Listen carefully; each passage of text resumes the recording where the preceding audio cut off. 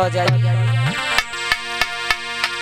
उससे पहले इधर हर हर गंगा नदी के किनारे बैठकर महाराज व्यास नंदन सुखदेव जवाब देने लगे। महाराज परीक्षित से, महाराज परीक्षित, कोई भी शुभ काम करने से पहले उस परम पिता परमात्मा के संकीर्तन की आवश्यकता हुआ करती है। आवाज बढ़ा दीजिए ऑपरेटर भैया थोड़ी।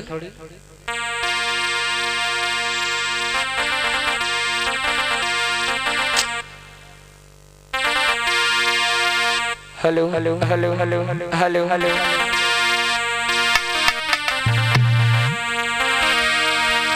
के मेरे काना मुरलिया बजाए दे सनाना, मेरे कान्हा मुरलिया बजाए दे, मेरो मन ना लगे, मेरो दिल ना लगे।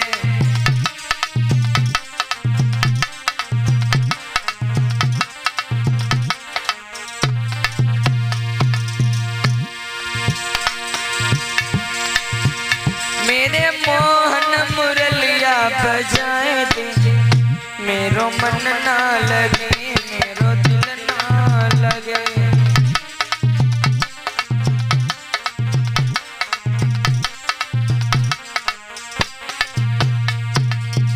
परीक्षित महाराज का होगा, बड़े शांति से बैठे हो।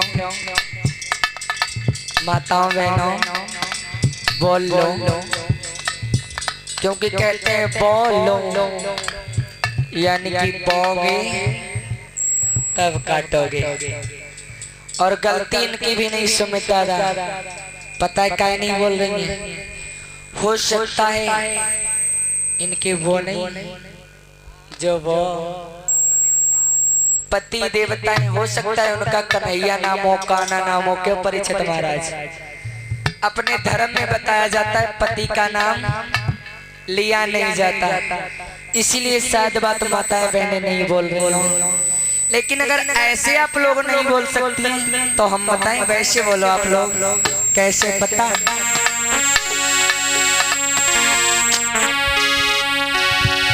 कि मेरे सैया मोबाइल मंगाए दे, मेरो दिल ना लगे, मेरो मन ना लगे।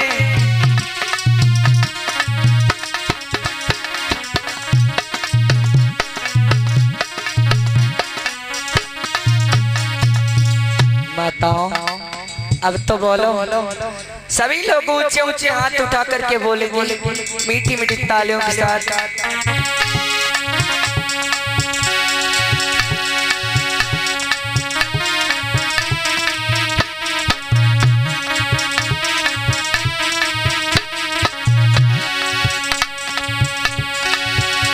श्याम की यादनी में, यादनी में, यादनी में मेरे भये छिंद देखो दिल में कन्हैया की।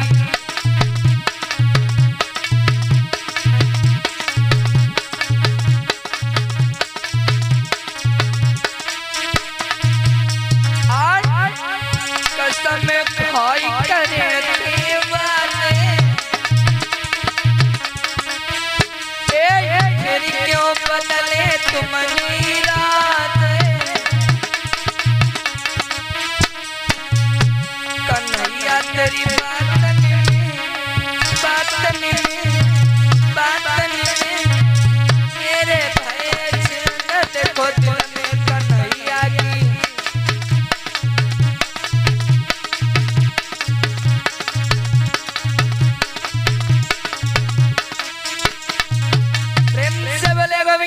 भगवान की, प्रेम से बोले संत समाज की। ऐसे बोलो सभी लोग। रोज बताया जाता फिर भी कहते हैं महाराज गोइया के पत्ते पर पानी रुकने वाला नहीं। तो जाइए महाराज, ज्यादा समय ना लेते हुए चलते हैं भगवान की पानमयी चर्चा की ओर। देखते हैं भगवान योगी राज कृष्ण के जन्म की ओर। उससे पहले आइए गौर करते हैं उस भोजराज कंस के जन्म की ओर।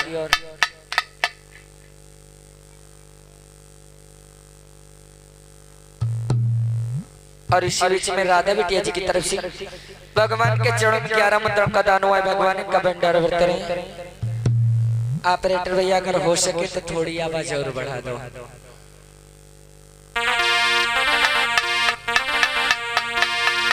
इधर महाराज मथुरा नगरिया के बीच में एक राजा हुआ करते थे जिनका नाम महाराज उग्रसेन हुआ करता था। बड़े ही नीतिवान धर्मवान राजा हुआ करते थे परीक्षित महाराज। मैंने शायद कल भी बताया था, अगर गौर किया जाए हर एक राजा पुत्रहीन हुआ करता था। क्योंकि कोई भी आप कहानी उठाकर देखना उसमें ये जरूर शब्द आएगा कि इन राजा के घर में संतान ने जन्म नहीं लिया।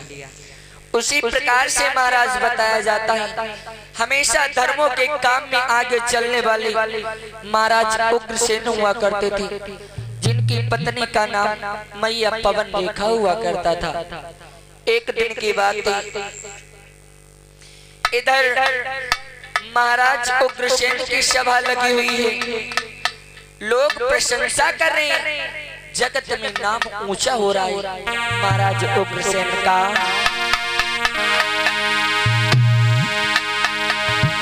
तो नीतिवान भूपाल और सुनो नर नारी कि पवन रेखा के घर में है पतिव्रता भैया नारी।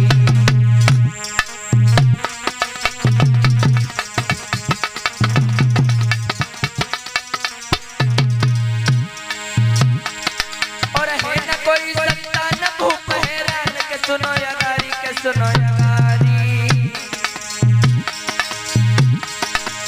गति की भैया चरी न कब उठारी, गति की भैया चरी न कब उठारी।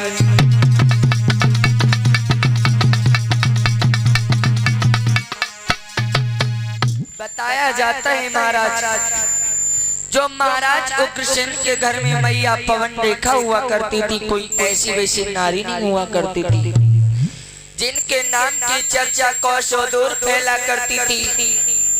पतिव्रता नारियों में नाम मैया पवन रेखा का आया करता था।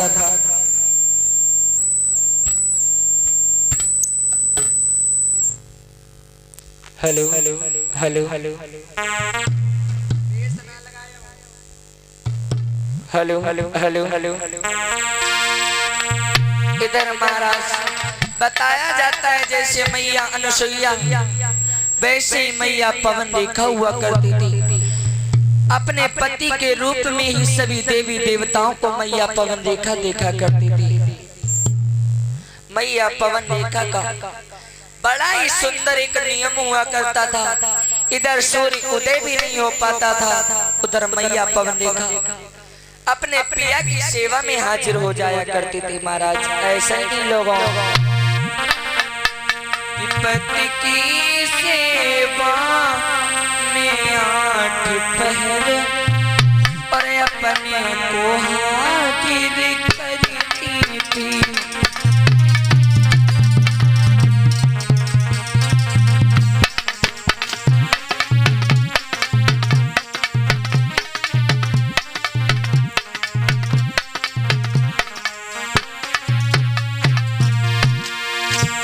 बताया जाता है लोगों इधर सूर्य उदय भी नहीं हो पाता था, उधर मैया पवन रेखा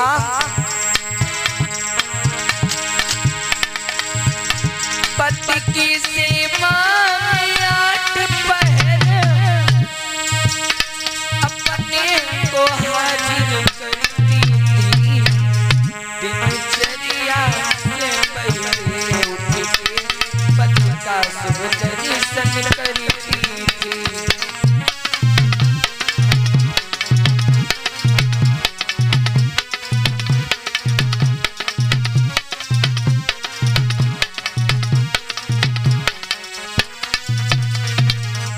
इधर मैया पवन रेखा के नाम की प्रशंसा चारों जगत में फैल रही थी।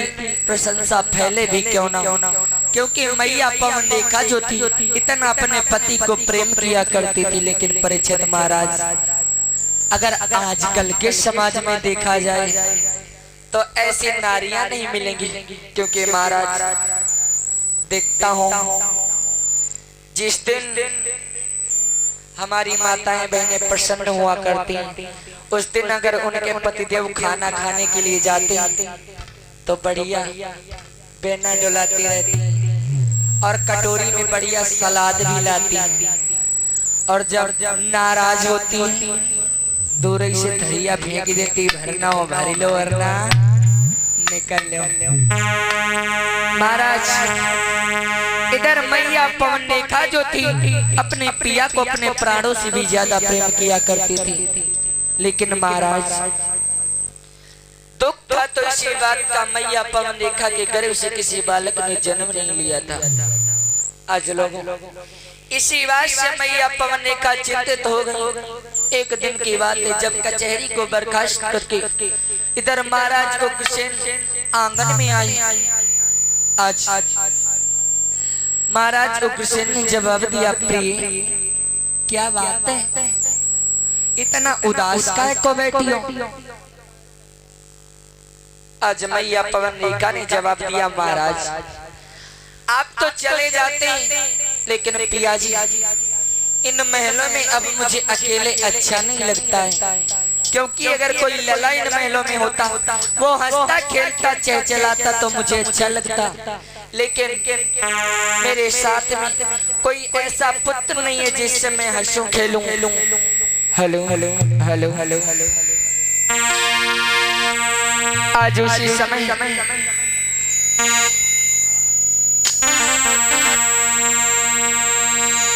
मैया पवन रेखा ने जवाब दिया, महाराज थोड़ा आवाज कम कर दो भैया। Hello hello hello hello hello hello hello hello hello hello hello hello hello जवाब देने लगी, महाराज अगर आपकी आज्ञा हो तो मैं कहीं से जाकर के घुमाऊं। आज उसी समय महाराज ने जवाब दिया, प्यारी अगर तुम घूमने के लिए जाना चाहती हो तो जाओ, इसमें शंका वाली कोई बात नहीं। उसी समय मंत्री को पास में बुलाया, जवाब देने लगे, मंत्री रात को सजवाओ, रात को सजवाने के बाद मेरी रानी को घुमा करके ले आओ।